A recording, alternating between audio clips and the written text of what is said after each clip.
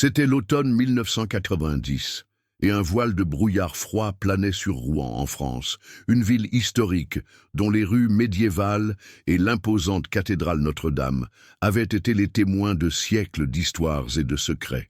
Ce jour fatidique, cependant, la beauté intemporelle de la ville allait être entachée par un crime qui résonnerait pendant des décennies, une affaire qui deviendrait l'une des plus énigmatiques de la justice française. Amélie Dubois, une talentueuse professeure d'art de 32 ans, originaire de Boston, avait trouvé à Rouen son chez-soi, son refuge et son inspiration. Connue pour sa vivacité, son sourire contagieux et sa passion inébranlable pour l'art, Amélie était une figure appréciée de son entourage. Elle vivait dans un charmant appartement de la rue des Bons Enfants, un lieu qui bientôt deviendrait l'épicentre d'une tragédie inexplicable.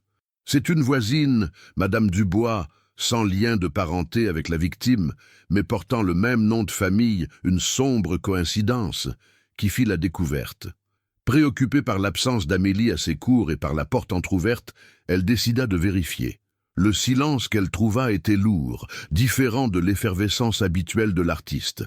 La scène qui se déroula sous ses yeux la fit hurler, un son aigu qui déchira la quiétude de l'après-midi. L'appel à la police fut immédiat et, en quelques minutes, la rue fut envahie par les sirènes et les gyrophares. L'inspecteur Marc Rousseau, un homme au visage fatigué mais au regard perçant, fut l'un des premiers à arriver. Vétéran de la police de Rouen, Rousseau avait déjà vu le pire de la nature humaine, mais quelque chose dans cette scène semblait différent, plus complexe. L'appartement d'Amélie était le reflet de son âme d'artiste. Des toiles inachevées reposaient sur des chevalets, des pinceaux gisaient dans des pots, et des livres d'art couvraient les étagères. Cependant, l'harmonie avait été brutalement rompue. Le corps d'Amélie gisait sur le sol du salon, au milieu des débris d'un vase en céramique brisé qui semblait avoir été l'arme du crime. Un tiroir de sa commode était ouvert, suggérant un possible vol. Toutefois, Rousseau remarqua quelque chose d'étrange, qui ne cadrait pas avec le scénario d'un cambriolage ordinaire. Rien de valeur, pas même les bijoux qu'Amélie aimait arborer fièrement, n'avaient été emportés. C'était un meurtre qui semblait défier la logique, un puzzle sans pièces. La beauté de Rouen fut, à cet instant, irrémédiablement souillée par un silence mortel et une question sans réponse. L'équipe de la police scientifique commença son travail méticuleux. Chaque centimètre de l'appartement fut examiné dans l'espoir de trouver un indice, un signe, n'importe quoi qui pourrait donner une voix à la victime et élucider le mystère.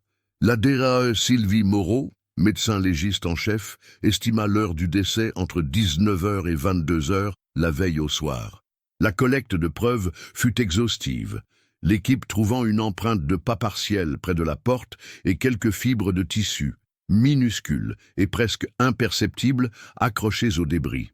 Pendant que la science forensique travaillait à son rythme précis, Marc Rousseau et son équipe commencèrent à plonger dans la vie d'Amélie Dubois. Elle était célibataire, avec une vie sociale active, surtout dans les cercles artistiques. Récemment, Amélie avait obtenu une prestigieuse bourse d'études pour une résidence à Paris. Une réussite qui, bien que célébrée, aurait aussi pu susciter la jalousie de certains de ses pairs. L'enquête révéla les premiers indices mystérieux. Amélie avait reçu des appels anonymes d'une cabine téléphonique au cours des dernières semaines, et certains de ses amis avaient rapporté un comportement plus réservé de la part de l'artiste. Les premiers suspects ne tardèrent pas à apparaître. Un ex-petit ami, avec un alibi solide, mais un tempérament explosif, et un élève mécontent qui avait échoué à son cours et nourrissait un ressentiment évident. Mais pour Rousseau, rien ne semblait s'emboîter parfaitement dans ce puzzle macabre. Les semaines qui suivirent la découverte du corps d'Amélie furent un tourbillon d'activités pour la police de Rouen. Plus de 40 témoins furent interrogés, chacun offrant un fragment d'information, un aperçu de la vie complexe de l'artiste. Amis, collègues, voisins, tous furent appelés à témoigner, mais les pièces du puzzle semblaient refuser de s'assembler. L'inspecteur Rousseau sentait la pression monter. La ville entière attendait une réponse. Au milieu de ce vaste réseau de dépositions, Un nom commença à émerger avec une fréquence inquiétante. Adrien Fournier. Adrien était un voisin discret, habitant dans le même immeuble qu'Amélie. Un jeune homme qui avait été son élève dans un atelier d'art, et par coïncidence, un candidat refusé pour la même prestigieuse bourse d'études qu'Amélie avait remportée. Sa présence dans l'immeuble, son admiration, ou était-ce une obsession pour la professeure et sa récente frustration concernant la bourse firent de lui un suspect d'intérêt. Adrien Fournier, lors de son premier interrogatoire, présenta un alibi fragile, mais sans grandes contradictions apparentes. Il affirma avoir passé la nuit du crime chez lui, seul. Cependant, son attitude évasive et le manque de détails dans ses réponses alertèrent Rousseau. L'équipe remarqua qu'Adrien semblait mal à l'aise, ses yeux fuyant constamment. Un comportement qui ne passa pas inaperçu, mais sans preuve concrète, ce n'était qu'une intuition. Quelques jours plus tard, l'intuition de Rousseau se transforma en quelque chose de plus tangible. Adrien Fournier avait tout simplement disparu. Ses voisins rapportèrent qu'il avait déménagé subitement, prétendant avoir trouvé un emploi dans une autre ville. La police vérifia et l'histoire de l'emploi était une fable, un mensonge. Adrien s'était évaporé, laissant derrière lui un appartement vide et une traînée de doutes. Sa disparition soudaine jeta une ombre encore plus grande sur lui, le transformant de suspect d'intérêt en suspect principal, un fugitif. La recherche d'Adrien Fournier s'intensifia, mais il semblait s'être volatilisé. Tandis que l'enquête tentait de le localiser, une découverte tardive ajouta une nouvelle couche de mystère à l'affaire. Des relevés téléphoniques révélèrent un appel passé depuis l'appartement d'Amélie Dubois vers un numéro inconnu des heures après que la DRE Moreau eut estimé l'heure du décès. Un appel post-mortem. Qui aurait pu passer cet appel? Et pourquoi? L'hypothèse d'un complice ou d'un retour de l'assassin sur la scène du crime commença à être envisagée. L'équipe de Rousseau suivit chaque fil, chaque piste. Mais l'affaire, comme un fleuve qui perd de sa force, commença à s'essouffler. Sans Adrien Fournier et en l'absence de preuves concluantes pouvant lier les autres suspects directement au crime, l'enquête perdit son élan. Les dossiers s'accumulèrent, les heures de travail se multiplièrent, mais la vérité restait cachée, enveloppée d'un voile d'incertitude. Après 6 mois d'une enquête exhaustive, alors que la presse réclamait des réponses et que la famille d'Amélie était dévastée par l'absence de justice, l'affaire fut officiellement classée sans suite, un cold case. Les dossiers d'Amélie Dubois furent rangés dans une armoire poussiéreuse, l'espoir d'un dénouement s'évanouissant avec le temps. Pour Marc Rousseau, ce classement fut une défaite personnelle, un spectre qui entrait sa carrière et sa conscience pendant des années. La justice pour Amélie semblait avoir été refusée. Son meurtre était destiné à rester un mystère, un écho silencieux dans les rues de Rouen. La vie d'Amélie, si vibrante et pleine de promesses, avait été interrompue de manière brutale, et le silence de la loi devint un lourd fardeau pour ceux qui l'aimaient. Ses amis et collaborateurs, comme sa meilleure amie, Sophie Delacroix, et le directeur de l'école où elle enseignait, Monsieur Dubois, tentèrent de maintenir sa mémoire vivante, mais l'absence d'un coupable rendait le deuil encore plus difficile. Il parlait d'une femme en avance sur son temps, d'une artiste qui voyait la beauté là où d'autres ne voyaient que le quotidien, et d'une professeure dévouée qui inspirait ses élèves à rêver. Marc Rousseau, malgré le classement de l'affaire, n'arrivait pas à se détacher du dossier. Il relisait les archives pendant son temps libre, cherchant le moindre détail qui aurait pu lui échapper. La pression hiérarchique, cependant, était implacable. D'autres affaires surgirent, de nouvelles priorités furent imposées, et Rousseau fut contraint de céder, laisser le dossier d'Amélie de côté, du moins officiellement. Mais dans son cœur, la flamme de l'enquête ne s'éteignit jamais. Il alla jusqu'à demander des analyses supplémentaires sur quelques notes anonymes qu'Amélie avait reçues avant sa mort, espérant que la graphologie pourrait révéler quelque chose. Les experts confirmèrent que les notes avaient une écriture particulière, mais il n'y avait aucune correspondance dans la base de données de la police. Encore une impasse. L'affaire Amélie Dubois devenait chaque jour plus complexe et plus douloureuse pour toutes les personnes impliquées. La ville de Rouen, quant à elle, continuait de vivre dans l'ombre d'un crime non résolu, un secret gardé par ses vieilles pierres. 30 ans passèrent. Le calendrier indiquait 2020, et la technologie forensique avait progressé de manière exponentielle, transformant ce qui était autrefois des impasses en avenues d'espoir. L'affaire Amélie Dubois, l'un des cold cases les plus tristement célèbres de Rouen, qui hantait la mémoire de la ville, fut rouverte, non pas par Marc Rousseau qui avait déjà pris sa retraite, mais par une nouvelle génération, animée d'une détermination inébranlable en quête de justice. L'inspectrice Cécile Lambert, une jeune enquêtrice au regard pénétrant et à l'esprit vif, fut choisie pour diriger cette initiative de mémoire judiciaire. Elle se retrouva face à des piles de documents poussiéreux, de rapports délavés et de photographies en noir et blanc qui racontaient l'histoire d'une vie brutalement interrompue. Pour Cécile, ce n'était pas seulement un dossier, c'était une vie, un destin qui réclamait un dénouement. Son immersion dans le dossier d'Amélie Dubois fut totale. Elle examina chaque déposition, chaque rapport de la police scientifique, chaque note de Marc Rousseau, cherchant quelque chose qui aurait pu être ignoré, une pièce oubliée du puzzle. La patience et la méticulosité de Cécile étaient remarquables. Elle savait que la vérité se cachait souvent dans les détails les plus infimes, dans ces petits riens que personne d'autre n'avait remarqués. Le grand tournant vint avec l'analyse ADN avancée. Consciente des capacités de la science moderne, Cécile demanda un réexamen de toutes les preuves matérielles conservées. De minuscules échantillons de tissu retrouvés sous les ongles d'Amélie, preuve de sa lutte désespérée, un dernier acte de résistance contre son agresseur, furent soumis à la technologie la plus récente. L'espoir était mince, mais persistant. De plus, un cheveu soigneusement conservé et retrouvé coincé dans les fissures du buste en marbre brisé qui gisait sur la scène du crime fut réexaminé.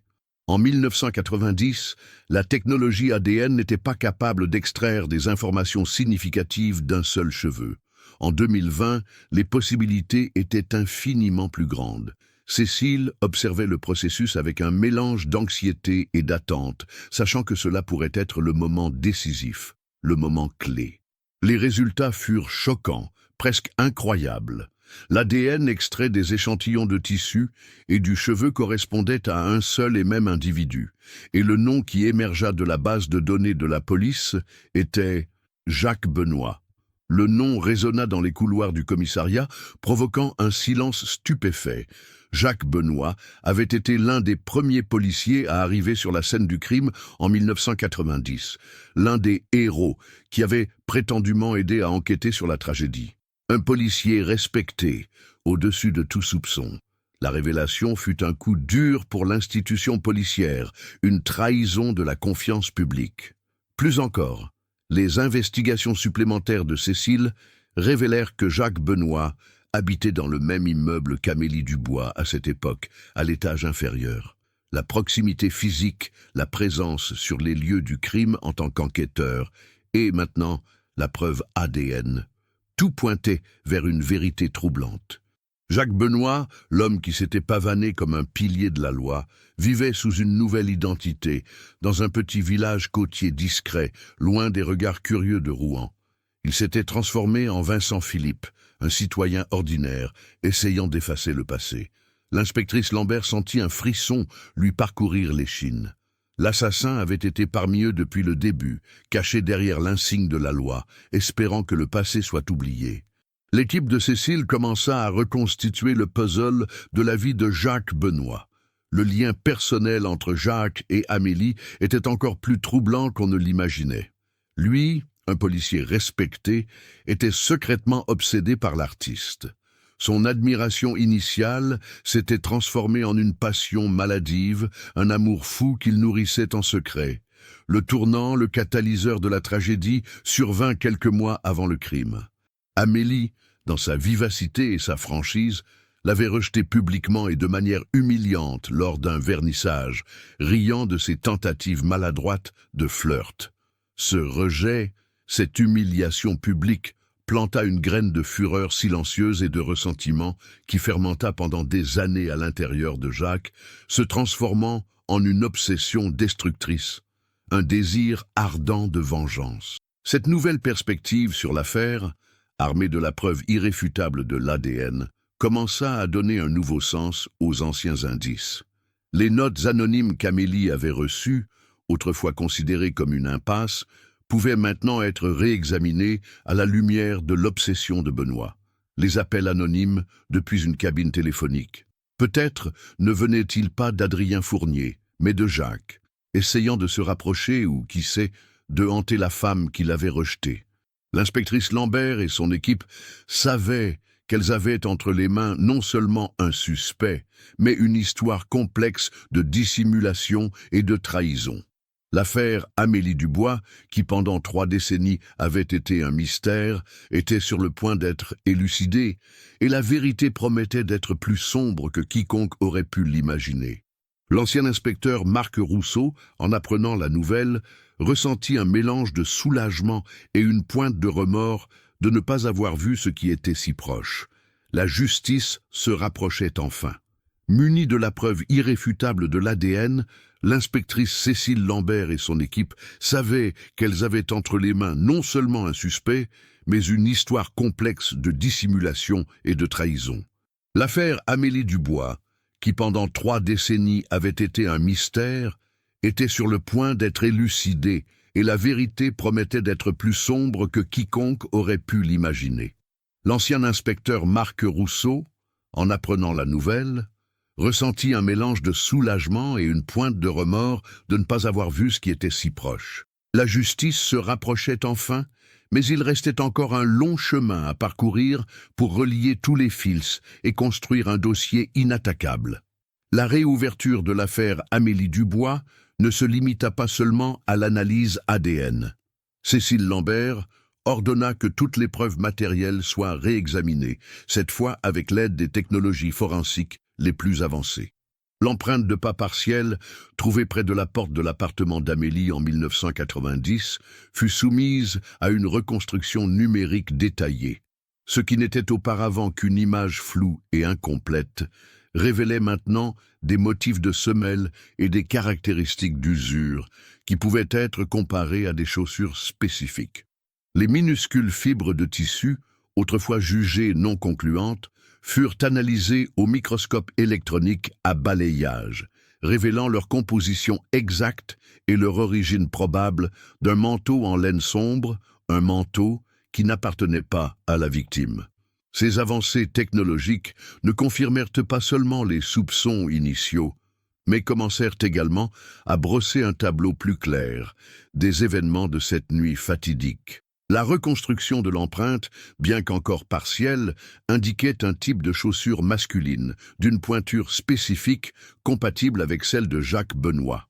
Les fibres, quant à elles, seraient cruciales pour lier le suspect à la scène du crime de manière incontestable. Cécile sentait que chaque nouvelle découverte était un pas de plus vers la vérité, un pas en avant. Avec l'identité de Jacques Benoît, désormais Vincent Philippe, établie et l'ADN confirmé, l'étape suivante consistait à le localiser et à rassembler des preuves supplémentaires sans l'alerter. L'enquête révéla qu'après avoir quitté Rouen brusquement en 1990, il s'était installé à Toulouse, une ville dynamique du sud-ouest de la France. Là, il menait une vie apparemment tranquille et discrète, sous sa nouvelle identité, travaillant comme jardinier dans un parc municipal, un jardinier. L'équipe de Cécile Lambert mit en place une opération de surveillance méticuleuse, une filature discrète pour observer les mouvements de Vincent Philippe. Pendant des jours, des inspecteurs en civil le suivirent, documentant sa routine, ses habitudes, ses interactions. Ils avaient besoin de plus que l'ancien ADN.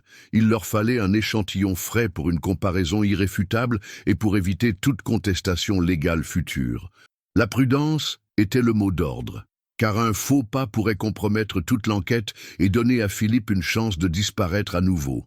L'occasion parfaite se présenta lors d'un petit déjeuner dans un café où Vincent Philippe avait l'habitude de s'arrêter avant le travail, tandis qu'il lisait son journal en savourant un café au lait. l'un des inspecteurs, déguisé en client, réussit à intercepter la tasse de café que Philippe avait jetée dans une poubelle publique. La tasse, portant des résidus de salive, fut rapidement scellée et envoyée pour analyse.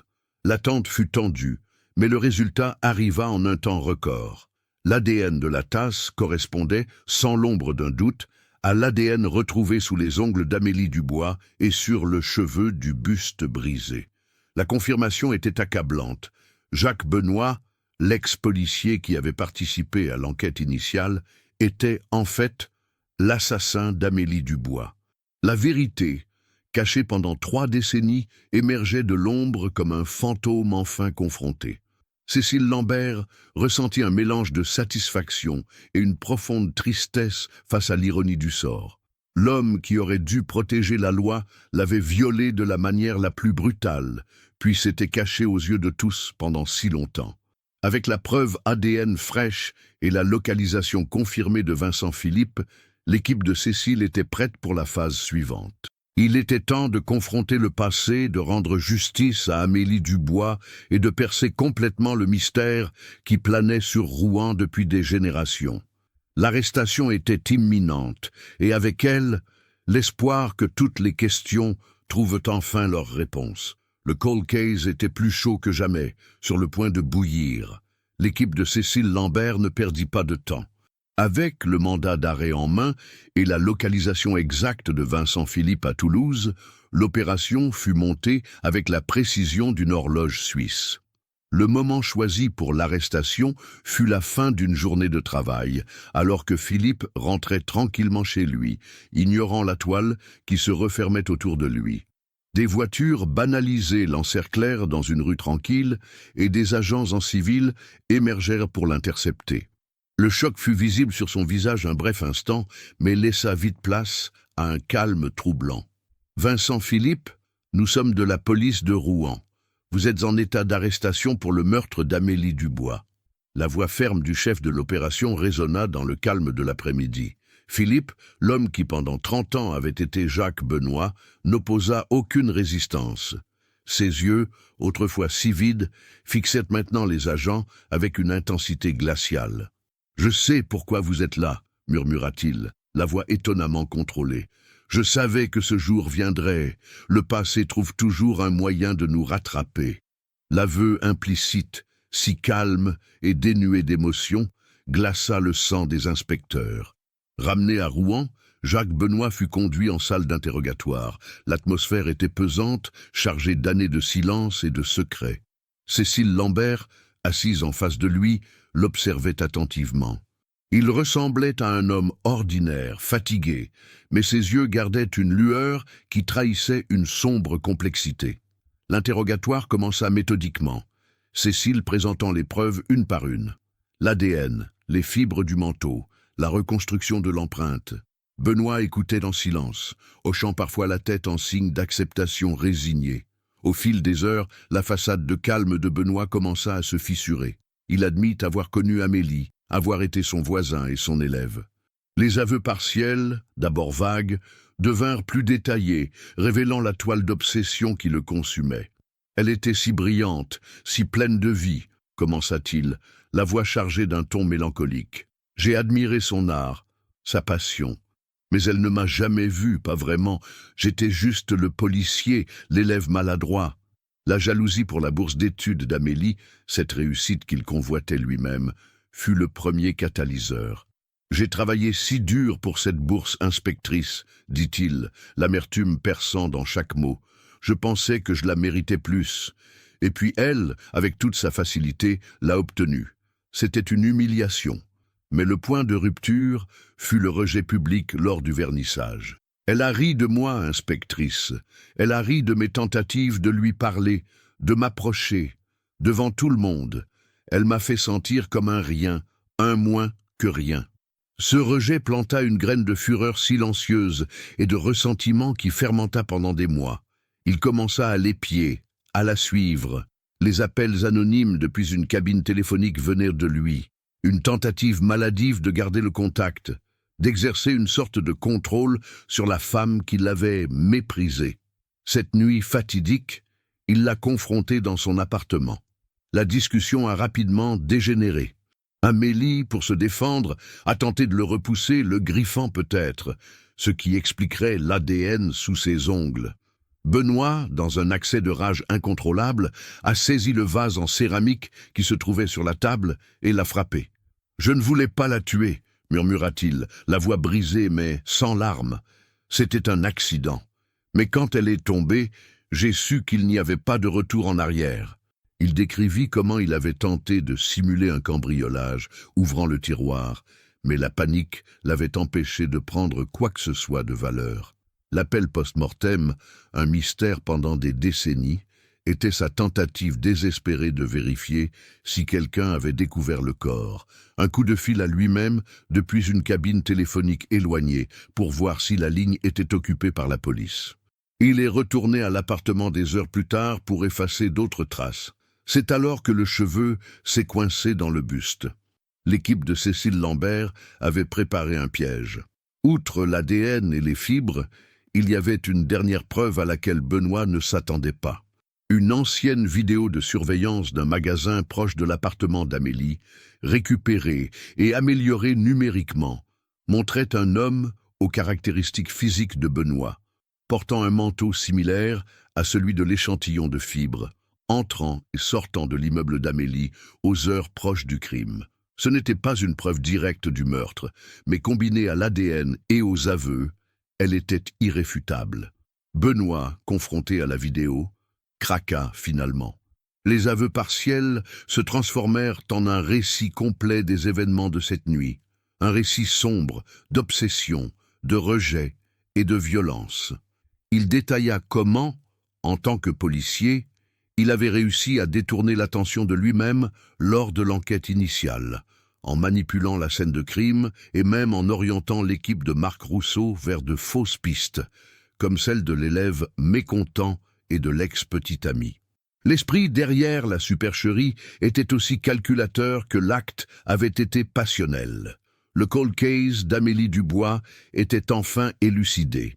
Les aveux de Jacques Benoît, l'ex-policier connu sous le nom de Vincent Philippe, résonnèrent dans les couloirs du commissariat de Rouen comme un coup de tonnerre dans un ciel bleu. La vérité, camouflée par 3 décennies de mensonges et par une façade de respectabilité, éclata enfin au grand jour. La nouvelle qu'un des leurs avait commis un crime aussi odieux, et de plus avait manipulé l'enquête initiale, fut un coup dur pour la police française. L'inspectrice Cécile Lambert, bien que satisfaite d'avoir élucidé le mystère, sentait le poids de l'ironie et de la tragédie sur ses épaules. La justice pour Amélie Dubois était en marche, mais la blessure dans la confiance du public serait profonde. Avec les aveux enregistrés et toutes les preuves consolidées, le parquet de Rouen agit rapidement. Jacques Benoît fut formellement mis en examen pour homicide volontaire avec préméditation. La préméditation, élément crucial, serait basée non seulement sur son obsession et la planification de la manière de se débarrasser de la scène de crime et de détourner l'attention, mais aussi sur des détails plus intimes que Cécile et son équipe commencèrent à déterrer. Lors de la perquisition à son domicile de Toulouse, des carnets anciens, écrits à la main, furent trouvés, révélant la profondeur de son obsession pour Amélie Dubois. C'étaient les journaux intimes d'un homme consumé par le rejet et la jalousie. Dans ces pages poussiéreuses, Benoît détaillait ses sentiments pour Amélie, de l'admiration initiale à la fureur grandissante après l'humiliation du vernissage. Il décrivait comment il surveillait ses allées et venues, comment il l'observait depuis son appartement du dessous, et comment l'idée de la faire payer s'était enracinée dans son esprit. Les notes anonymes qu'Amélie avait reçues et que Marc Rousseau avait tenté d'analyser par graphologie étaient de lui. Il avait subtilement modifié son écriture, un faux pas calculé, pour éviter d'être détecté. La découverte de ces journaux transforma l'affaire d'un meurtre passionnel en un acte de violence prémédité, né d'un esprit perturbé. La nouvelle de l'arrestation de Jacques Benoît et de ses aveux ultérieurs explosa à Rouen. La ville, qui vivait dans l'ombre de l'affaire Amélie Dubois depuis si longtemps, était sous le choc. L'incrédulité était palpable.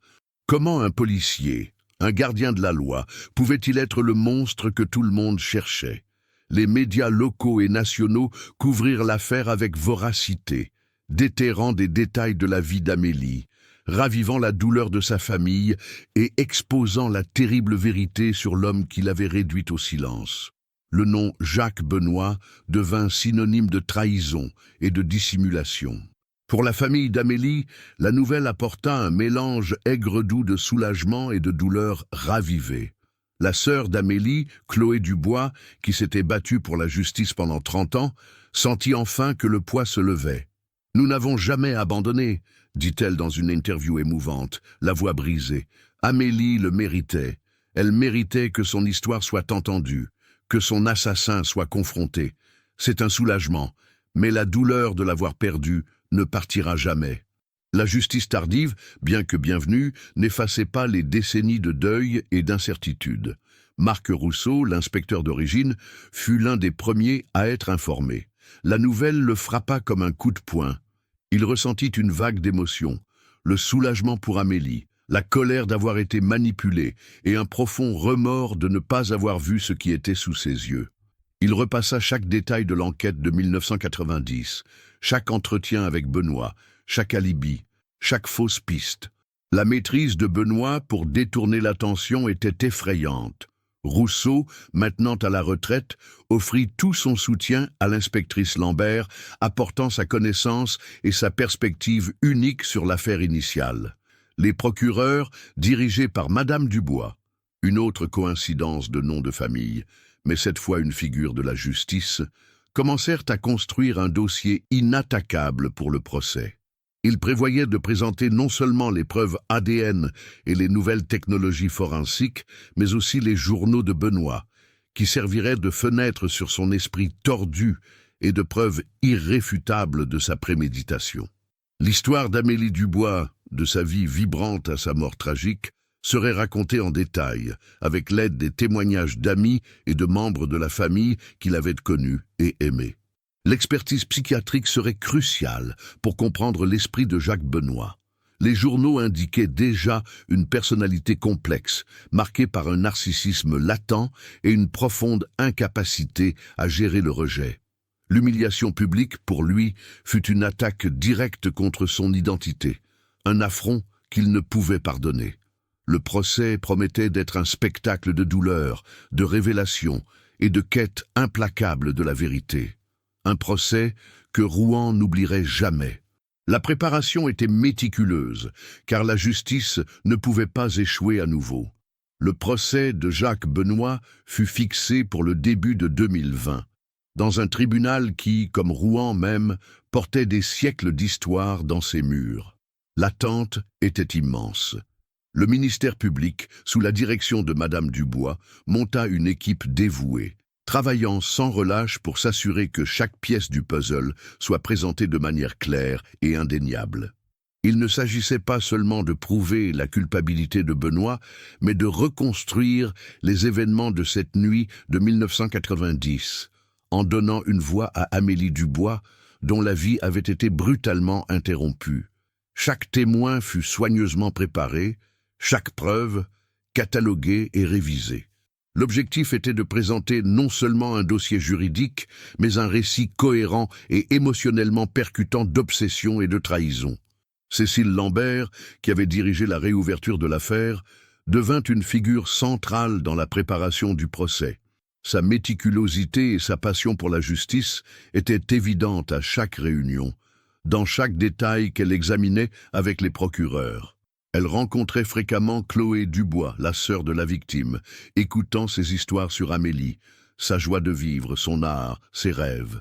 Ces conversations non seulement humanisaient la victime pour l'équipe juridique, mais renforçaient également la détermination de Cécile à voir la justice rendue. Chloé, de son côté, trouvait du réconfort dans le dévouement de l'inspectrice. Un espoir qu'elle n'avait pas ressenti depuis des décennies. La famille était épuisée, mais unie dans la quête de la vérité. La défense de Jacques Benoît, bien que difficile, chercha des arguments pour atténuer la préméditation et, si possible, la culpabilité.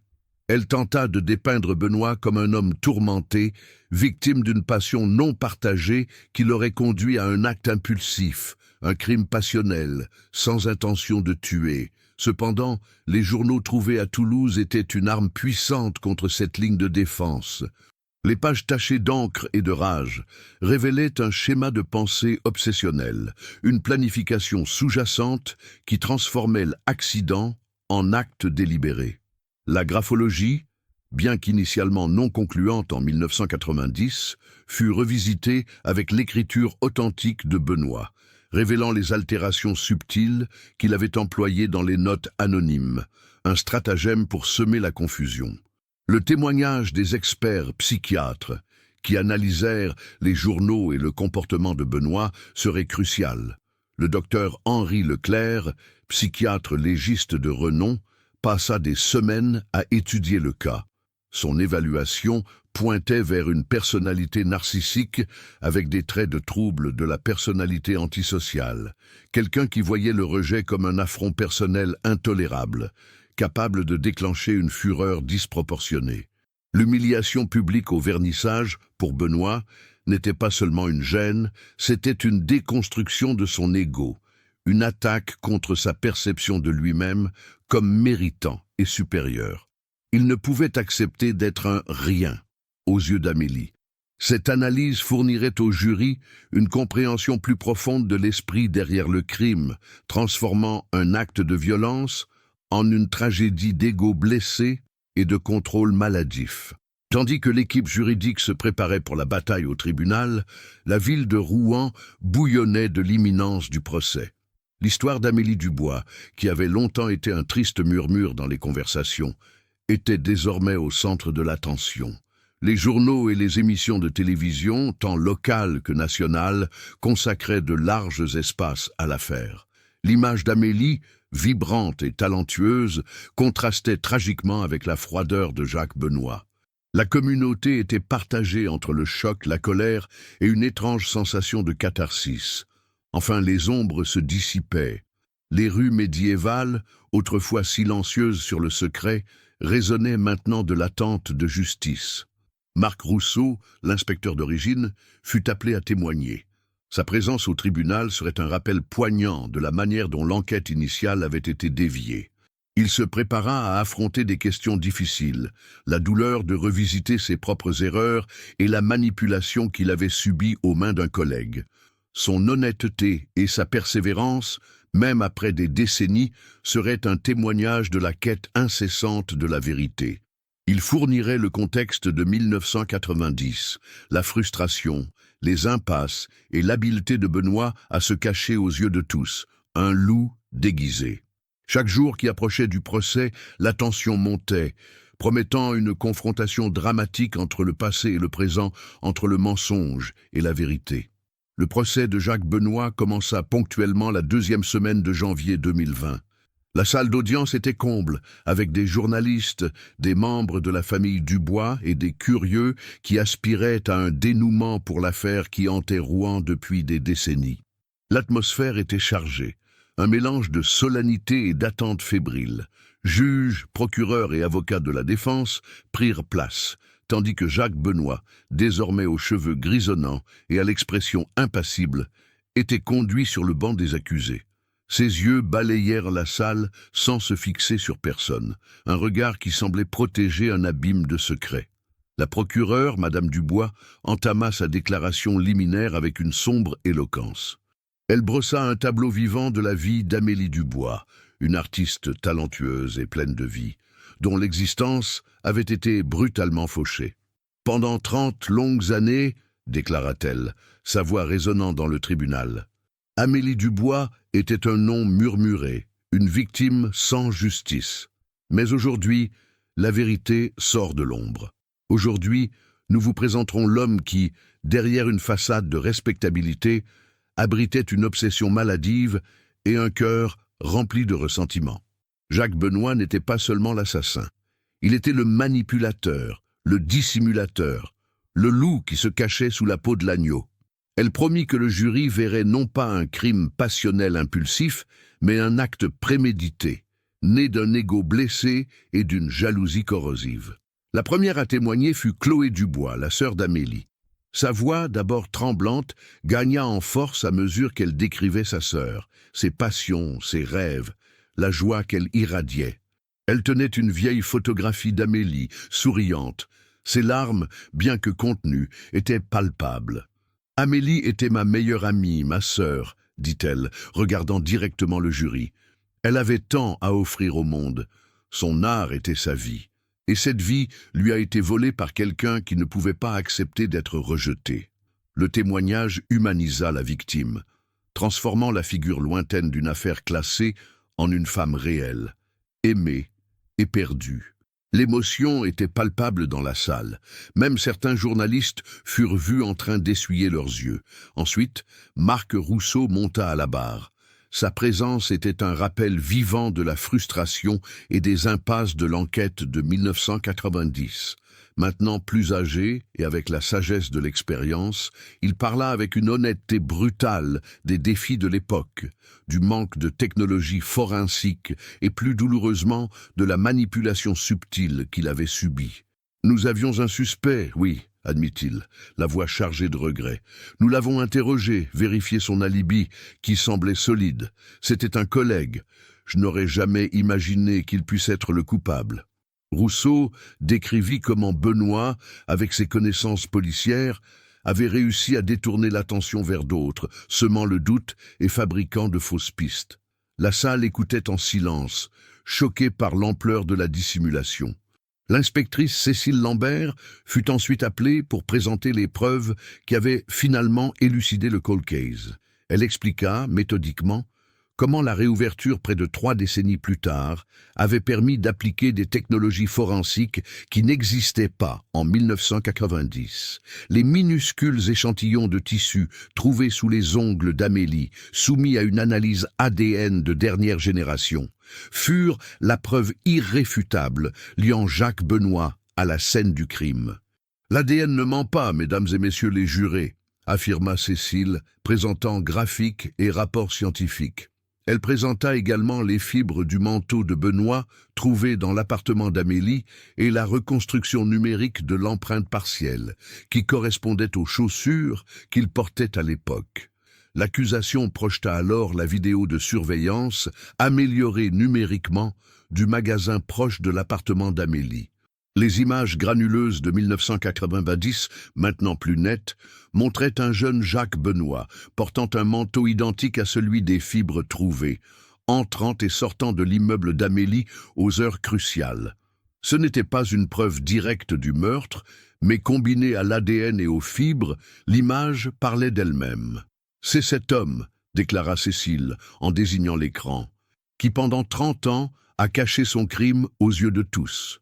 Benoît resta impassible, les yeux fixés sur l'écran, comme s'il regardait un film sur quelqu'un d'autre. Le docteur Henri Leclerc, psychiatre légiste de renom, fut le suivant à témoigner. Il présenta une analyse détaillée de l'esprit de Jacques Benoît, basée sur ses journaux et sur des observations pendant sa garde à vue.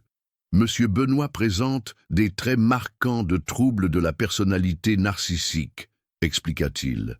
Pour les individus atteints de cette pathologie, le rejet, surtout public et humiliant, n'est pas seulement un revers, c'est un affront insupportable à leur sentiment de valeur et de supériorité.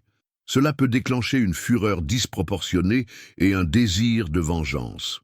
Il détailla comment les journaux révélaient une escalade de l'obsession, de l'admiration au ressentiment, et enfin à un plan pour faire payer Amélie. Les journaux, transcrits et présentés comme preuve, furent lus à voix haute au jury. Les mots de Benoît, pleins d'amertume et d'un désir croissant de vengeance, brossaient un tableau troublant de la préméditation. Il décrivait les appels anonymes comme un moyen de garder le contrôle, et l'humiliation au vernissage comme le point de non-retour. Le journal intime de Benoît était la preuve accablante que le meurtre d'Amélie Dubois n'était pas un accident, mais le point culminant d'une obsession maladive et d'un ego blessé, planifié avec une froideur calculatrice. La défense tenta de faire valoir que ces écrits étaient des fantasmes, le défoulement d'un homme passionné et déçu, Mais l'accusation rétorqua que le schéma de pensée et l'exécution du crime étaient cohérents avec ce qui figurait dans ces pages. La salle resta silencieuse, absorbant chaque mot et chaque sombre révélation. Le sort de Jacques Benoît était en train d'être scellé, page après page. La défense, consciente du poids écrasant des preuves, tenta désespérément de déconstruire le récit de la préméditation. L'avocat, maître Dubois, sans lien de parenté avec la procureure ou la victime, ironie du sort, soutint que les journaux n'étaient que les épanchements d'un homme rejeté, des fantasmes sombres, pas un plan concret. Qui d'entre nous, dans des moments de désespoir et de passion dévorante, n'a pas fantasmé sur des actes qu'il ne commettrait jamais, demanda-t-il, théâtral. Ce que nous voyons dans ces carnets, c'est la douleur d'un homme, pas l'esprit froid d'un assassin calculateur. Il tenta de dépeindre Benoît comme une victime de ses propres émotions, poussé par la colère du moment à un crime passionnel, dépourvu d'intention préalable de tuer.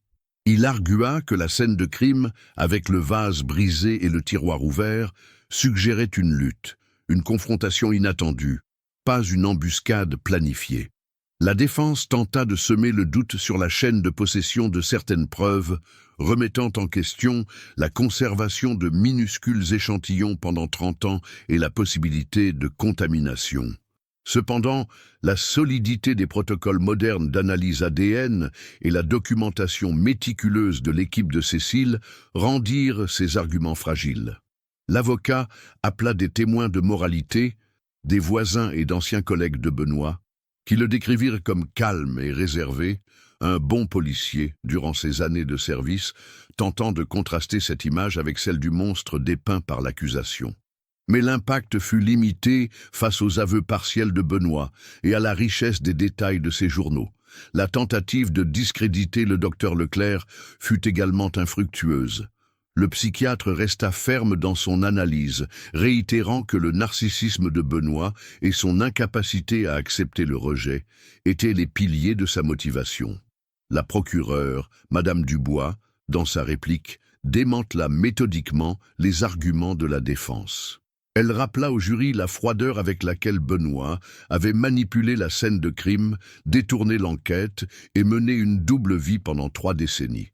Ce n'est pas un crime passionnel impulsif, déclara-t-elle fermement. C'est un acte de vengeance prémédité, d'un homme qui s'est senti blessé dans son orgueil et a décidé que la vie d'Amélie Dubois ne valait rien face à son ego. Elle rappela le témoignage de Chloé, la douleur de la famille.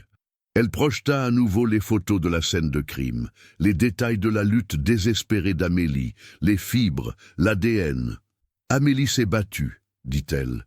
Et dans sa lutte, elle nous a laissé l'indice le plus crucial, l'ADN de son assassin, caché pendant des années, mais finalement révélé par la persévérance de la justice. Madame Dubois souligna l'habileté de Benoît à utiliser ses connaissances policières pour tromper ses propres collègues, en semant de fausses pistes et en se présentant comme un enquêteur serviable. Il n'a pas seulement commis le crime, accusa-t-elle. Il s'est moqué de la justice pendant 30 ans en se cachant aux yeux de tous, un prédateur déguisé en gardien. Elle fit appel à la conscience du jury, leur demandant de ne pas se laisser tromper par la façade d'un homme qui avait construit sa vie sur un mensonge et un meurtre. La justice pour Amélie Dubois est entre vos mains, conclut-elle, la voix basse mais chargée de poids. Il est temps que Rouen et sa famille trouvent la paix qui leur a été refusée pendant si longtemps. Après les plaidoiries finales, le juge, le président Mercier, donna ses instructions au jury. Il détailla la loi, expliqua les différents degrés d'homicide et l'importance de considérer la préméditation, l'intention et toutes les preuves présentées. Il leur rappela que leur décision devait se baser uniquement sur les faits et les preuves, libres de toute émotion ou préjugé. La gravité de la tâche pesait sur la salle, tandis que les 12 citoyens de Rouen, aux expressions sérieuses, se préparaient à se retirer pour délibérer. Le sort de Jacques Benoît et la justice tant attendue pour Amélie Dubois était désormais entre leurs mains. La salle d'audience se vida progressivement, ne laissant derrière elle que la tension palpable et l'écho des mots qui l'avait rempli pendant des jours. Les murmures dans la ville de Rouen s'intensifièrent. Tous attendaient le verdict qui mettrait enfin un terme à l'affaire Amélie Dubois. Le silence qui suivit le départ du jury était presque aussi assourdissant que le brouhaha qui l'avait précédé. 12 citoyens de Rouen, tenant entre leurs mains le sort de Jacques Benoît et la justice pour Amélie Dubois, disparurent derrière les portes de la salle de délibération. À l'intérieur, la tâche était monumentale, réexaminer chaque témoignage, chaque preuve, chaque nuance de cette affaire complexe qui s'étendait sur 3 décennies. Les voix de la procureure, de la défense, des témoins et des experts résonnaient dans leurs esprits, tandis que le poids de la responsabilité pesait sur eux. Certains jurés, visiblement ébranlés par l'intensité du procès, cherchaient dans les journaux de Benoît la confirmation de la préméditation, tandis que d'autres pesaient la possibilité d'un crime passionnel impulsif, comme l'avait suggéré la défense. Dehors, dans le couloir du tribunal, la tension était palpable. Chloé Dubois, le visage marqué par l'épuisement et l'espoir, serrait la main de Cécile Lambert. Leurs regards se croisèrent dans une entente silencieuse. Un mélange d'appréhension et de conviction inébranlable que la vérité finirait par prévaloir. Marc Rousseau, l'inspecteur d'origine, était assis un peu à l'écart, la posture raide, les yeux fixés sur la porte de la salle du jury. Pour lui, c'était l'occasion de réparer une erreur qui l'avait hanté toute sa vie, de voir la justice rendue non seulement pour Amélie, mais pour l'intégrité de la loi qu'il avait juré de protéger. Les journalistes, carnets et appareils photo prêts, attendaient avec anxiété, échangeant murmures et spéculations. La ville de Rouen était en suspens, attendant le dénouement de son plus célèbre cold case. Les heures s'étirèrent. Le déjeuner fut servi aux jurés, et le personnel de soutien du tribunal maintenait une surveillance discrète. Dehors, le temps semblait s'être arrêté. La lumière du jour commença à décliner, et les ombres s'allongèrent dans les couloirs historiques. Cécile Lambert, qui montrait rarement de fatigue, sentait le poids de chaque année d'attente, de chaque indice réexaminé, de chaque famille visitée. Elle repassait mentalement la présentation de l'ADN, la reconstruction des empreintes, les journaux. Chaque pièce s'emboîtait parfaitement, formant une mosaïque irréfutable de la culpabilité de Benoît. Mais la décision, elle le savait, n'était pas la sienne. Elle appartenait au jury, et l'imprévisibilité de la nature humaine réserve toujours des surprises. Jacques Benoît, au centre de toute cette tempête, restait dans une cellule de détention adjacente au tribunal, attendant le verdict avec un calme troublant. Ses avocats tentèrent de le préparer au pire, mais il semblait distant, presque indifférent à la gravité de la situation. Son expression, tout au long du procès, avait été un masque d'indifférence, brisé seulement par des éclairs d'orgueil blessé lorsque son passé de bon policier était remis en question. Il se voyait encore comme un homme lésé, victime d'une passion qui l'avait conduit à une erreur, pas à un crime prémédité. Cette perception déformée de lui-même, si bien décrite par le docteur Leclerc, était le dernier vestige de sa défense. La nuit tomba sur Rouen, et les lumières de la cité médiévale commencèrent à briller. Le jury n'était toujours pas revenu. Le président Mercier décida de suspendre les délibérations pour la nuit, pour qu'elles reprennent le lendemain matin. La nouvelle provoqua une vague de déception et d'anxiété renouvelée parmi les personnes présentes. Chloé serra Cécile dans ses bras, la frustration et la résignation se lisant sur son visage. « Encore une nuit », murmura-t-elle, « encore une nuit d'attente. » Marc Rousseau soupira. Un rappel que la justice parfois avance à son propre rythme, lent et inexorable. Le lendemain matin, la salle d'audience était de nouveau comble, l'attente encore plus grande après la pause nocturne. L'air était dense, la tension était presque palpable. Peu après 9 heures, un murmure parcourut la salle. Le jury est de retour. Tous les yeux se tournèrent vers la porte par laquelle les 12 jurés, désormais au visage encore plus grave, entrèrent en file indienne. Ils évitèrent tout contact visuel, les visages impassibles, le secret de leur décision scellé dans leur cœur. Jacques Benoît fut ramené sur le banc des accusés. Son calme habituel sembla vaciller un instant, un tremblement presque imperceptible de la main. Le président Mercier prit sa place et le greffier se prépara à recevoir le verdict. Le moment de vérité, attendu depuis 30 ans, était enfin là, sur le point d'être révélé. Le président Mercier, avec une gravité solennelle, demanda au greffier de lire le verdict. Un silence de mort s'abattit sur la salle, si dense qu'on pouvait entendre son propre cœur battre. Chloé Dubois agrippa le bras de Cécile Lambert, les jointures de ses doigts blanchissants. Jacques Benoît, malgré sa façade de calme, avait un muscle de la mâchoire qui tressautait, une petite fissure dans son armure. Le greffier s'éclaircit la gorge. Sa voix, claire et ferme, remplit l'espace. Dans l'affaire de l'État contre Jacques Benoît, pour l'accusation de meurtre avec préméditation d'Amélie Dubois, le jury, à l'unanimité, déclare l'accusé coupable. Un soupir collectif s'échappa du public, rapidement étouffé par le marteau du juge. Chloé s'effondra en larmes silencieuses, non pas de tristesse, mais d'un profond soulagement cathartique après 30 ans d'attente. Cécile la serra dans ses bras, sentant l'émotion qui la parcourait. Marc Rousseau ferma les yeux un instant. Une larme solitaire coula sur sa joue ridée.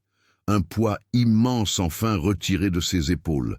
Jacques Benoît ne réagit pas visiblement, le masque d'indifférence intact, mais le tremblement de sa main s'intensifia, signe indéniable de la défaite. Le président Mercier prononça alors la sentence. Jacques Benoît, vous avez été reconnu coupable du meurtre avec préméditation d'Amélie Dubois, un crime d'une cruauté et d'une dissimulation qui a privé une jeune femme talentueuse de son avenir et sa famille de paix pendant 3 décennies. Compte tenu de la gravité des faits, de la préméditation et de la manipulation de l'enquête, le tribunal vous condamne à 28 ans de réclusion criminelle, sans possibilité de libération conditionnelle avant d'avoir purgé la majeure partie de votre peine. La peine, bien que n'étant pas la perpétuité, fut une victoire significative, garantissant que Benoît passerait le reste de ses jours derrière les barreaux, payant pour son crime odieux. Dans les jours qui suivirent, la nouvelle se répercuta dans toute la France. L'affaire Amélie Dubois, enfin close, devint le symbole d'une justice qui, bien que tardive, ne faillit pas complètement. Cécile Lambert, épuisée mais avec le sentiment du devoir accompli, réfléchit à l'affaire. La justice a son propre rythme, pensa-t-elle. Parfois c'est un pas lent, mais inexorable. L'ADN, la technologie, la persévérance, tout s'est aligné pour Amélie. Elle se sentit connectée à la victime, non seulement en tant qu'enquêtrice, mais comme quelqu'un qui lui avait enfin donné une voix et la paix. Quelques semaines plus tard, par une journée grise, Cécile et Chloé se rendirent ensemble au cimetière de Rouen. Devant la pierre tombale d'Amélie Dubois, ornée de fleurs fraîches, elles restèrent en silence. Chloé toucha la pierre froide. Une petite larme coula.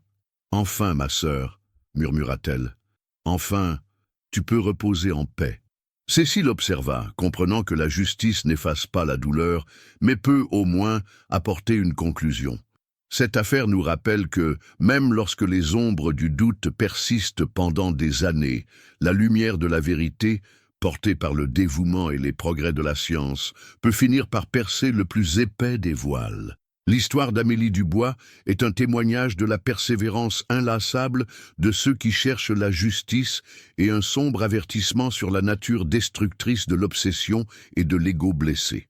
L'assassin était parmi eux depuis le début, caché aux yeux de tous, mais la justice, en son temps, a trouvé son chemin. Puisse l'histoire d'Amélie inspirer à ne jamais abandonner la quête de la vérité, car chaque vie compte et chaque crime mérite d'être élucidé.